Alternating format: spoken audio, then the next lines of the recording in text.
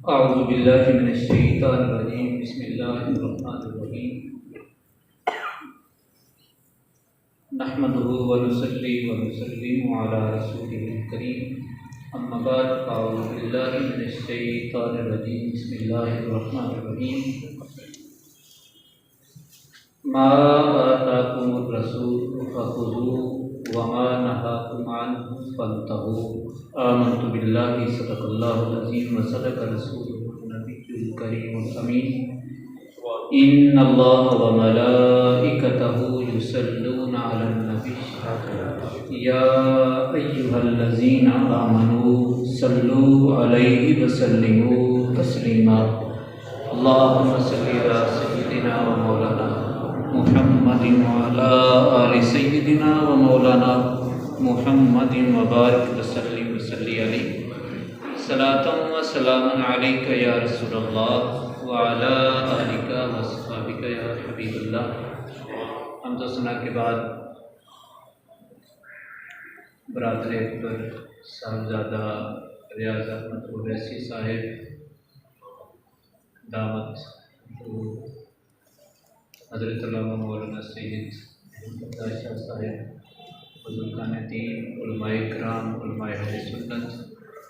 طلباء کرام اور عوام اہل سنت، السلام علیکم ورحمۃ اللہ وبرکاتہ۔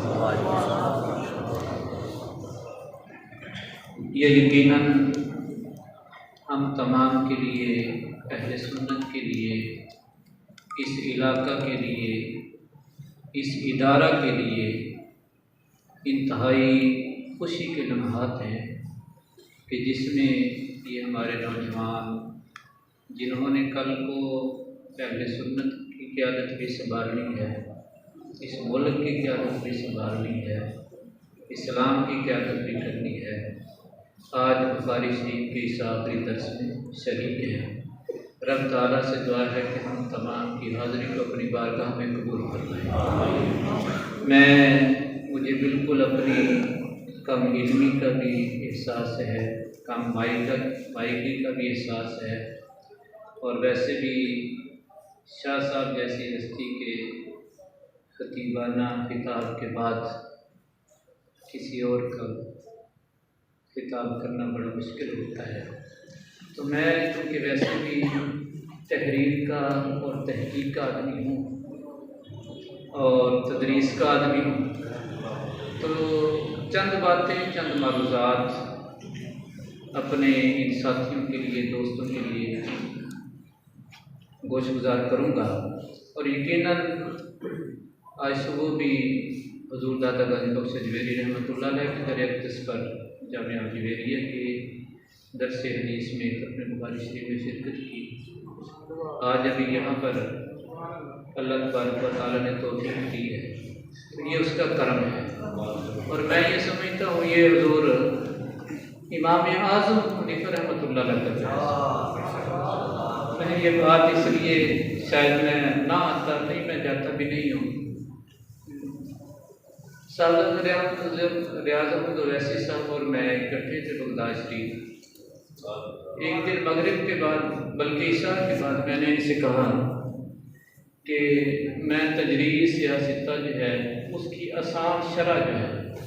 مختصر شرح کرنا چاہ رہا ہوں، تو اور ابتدا کرنا چاہ رہا ہوں حضرت امام اعظم ابو حنیفہ رحمۃ اللہ علیہ کے در اقدس سے، تو آپ میرے ساتھ چلیں۔ تو انہوں نے کہا کہ نہیں، مجھے تو آج ایک پیر صاحب نے، بہت بڑے پیر صاحب نے خلافت دینی ہے، تو میں تو آپ کے ساتھ نہیں جا سکتا۔ تو میں نے ان سے کہا کہ آپ ساتھ چلیں، اگر آج آپ کی خلافت ادھر سے مس ہوگی،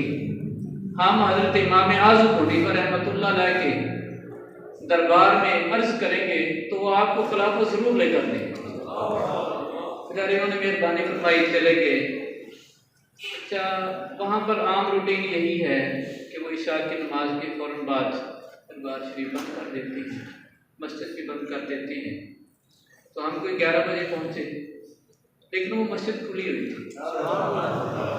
اس دن شاید چاند گرہن تھا، اس لیے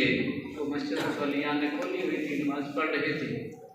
تو بعد میں ہم نے گزارش کی ان کو کہ یہ ہماری نیت ہے، پاکستان سے آئے ہیں، تو بہرحال انہوں نے کوئی ہمیں گھنٹہ ڈیڑھ دے دیا. ہم پھر سکون سے امام اعظم حنیفہ رحمۃ اللہ علیہ کے قدموں میں بیٹھ کر جو کچھ تحریریں کچھ چیزیں کرنی تھی. صاحبزادہ اعظم ویسی صاحب ذکر اذکار میں مشغول ہو گئے، میں اپنی تحریر میں مشغول ہو گیا، کوئی خیرات مانگنے میں مشغول ہو گیا. رب تعالیٰ نے کرم ایسا کیا کہ وہ پیر صاحب جو تھے انڈیا سے تشریف لائے ہوئے وہ بغداد سے تشریف لے گئے. دوسرے کے تیسرے دن ہم کربلا معلیٰ تھے، ادھر سے حضرت عباس المطار کے مزار اقدس سے حاضری دے کر سید الشہداء کی بارگاہ میں جا رہے تھے تو سامنے سے وہ پیر صاحب نظر آ گئے. تو میں نے کہا ویسے صاحب نے اپنی خلافت لے لو. پر انہوں نے مہربانی فرمائی، مفتی شہزادہ اعلیٰ حضرت مفتی منان رضا خان صاحب، میں نے ان سے گزارش کی کہ میں اس بات کا گواہ ہوں کہ یہ وہاں پر میری وجہ سے حاضر نہیں ہو سکی. تو پھر انہوں نے مہربانی فرمائی کہ رات کو مختلف سلسلوں میں خلافت عطا فرمائی. امام اعظم حنیفہ رحمۃ اللہ علیہ کا فیضان کرامت ہے. میں 4 باتیں اختصار کے ساتھ عرض کروں گا. ایک بات امام بخاری رحمۃ اللہ علیہ کے حوالے سے، ایک صحیح بخاری شریف کے حوالے سے، ایک اس حدیث کے حوالے سے، اور ایک آخر میں امام اعظم ابو حنیفہ رحمۃ اللہ علیہ نے جب امام ابو یوسف رحمۃ اللہ علیہ کو پڑھا کر فارغ کیا، قاضی ابو یوسف ان کے مزار اقدس پر بھی حاضری ہوئی تھی، تو ان کو اپنے نصیحتیں کی تھی کچھ. ایک استاد کی جو ہم سمجھتے ہیں پچھلی 13 صدیوں کا 14 صدیوں 13 صدیوں کا سب سے بڑا استاد ہے، جس نے سب سے بڑا زیادہ متاثر کیا ہے پوری دنیا کو. پچھلی 12 صدیوں میں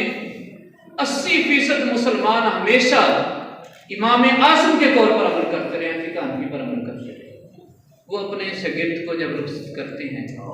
ان کو جو نصیحتیں کرتے ہیں، میں 2-4 ان میں سے عرض کروں گا.